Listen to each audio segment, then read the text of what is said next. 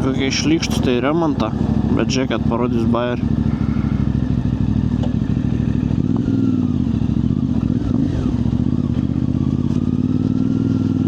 Tėvo, skip. Palaukia, atibėgs koldūnų nusipirkti. O primetat, nepardavė energetinę usmaniai. Tai priėmiau kaip komplimentą. Įsivaizduoju, kad 27 metų bachūrs negali energetinės nusipirkti. Šiaip iš nesąmonė, kad dabar visi atsiskaitimą, viskas yra skaitmenizuota, bet kiek.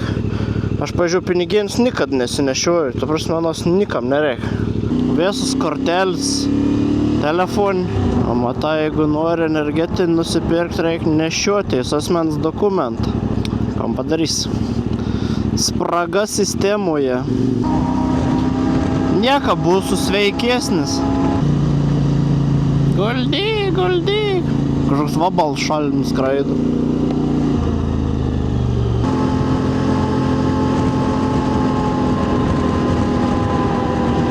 Okei, persirikiavo ir stovo.